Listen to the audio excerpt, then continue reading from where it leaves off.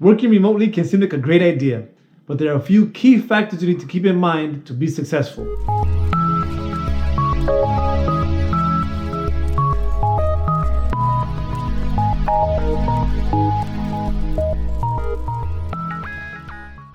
I've put together these 8 tips based on my experiences working remotely.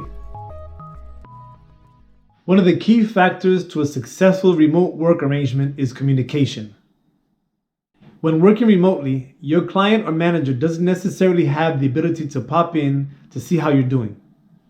You want to provide frequent and consistent communication. When working remotely, there's no such thing as too much communication. You want to try to disseminate as much information as possible to let your manager or client know what's going on. Be proactive. Use asynchronous communication tools like email to broadcast relevant information to all the stakeholders. It's a good idea to try to use some agile principles like a daily sync meeting to keep everyone on the team synchronized and up to date. Use a standard sync format, talking about what I did yesterday, what I plan to do today, and what might be blocking me. It's important that you be truthful and honest with any information that you broadcast to your client or managers. That leads us into our next tip: trust. In any remote working arrangement, trust is a key factor. Make sure you establish and maintain trust by broadcasting relevant information, being honest about your progress, being honest about your difficulties, and also maintaining schedules. Next tip is easily overlooked. It's empathy. Empathy is basically the ability to share and understand the feelings of another. Now, practicing empathy isn't just for remote work arrangements.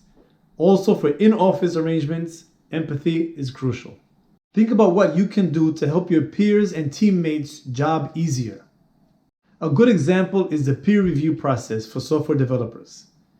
Rather than sending large amounts of changes for peer review, try making small changes and sending those for peer review.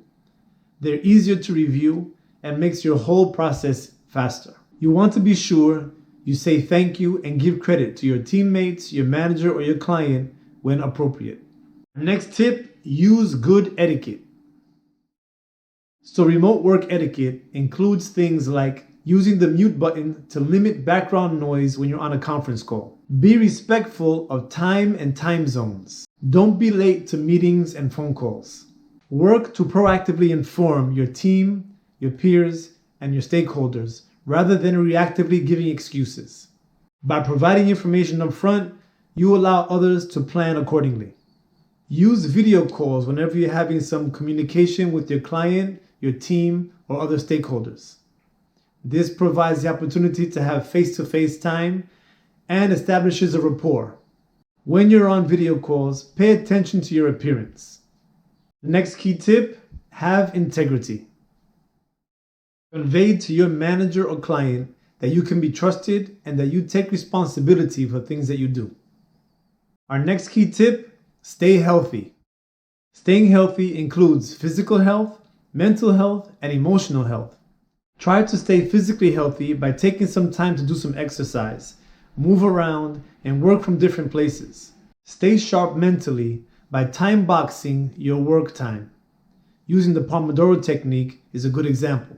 Schedule face-to-face meetings with your client, your peers, or your teammates to maintain that social and emotional health. Next up on our list of key tips for remote workers is using the right tools. As a remote worker, it's important that you get familiar with some of the tools and technologies that are available to facilitate your job.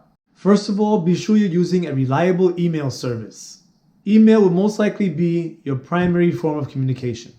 For video calls and video conferencing, you can look into tools like WebEx, Zoom, or Skype. For quick and short messages, you can use tools like Slack and WhatsApp for mobile. For collaborating on documentation, Google Apps is a good option.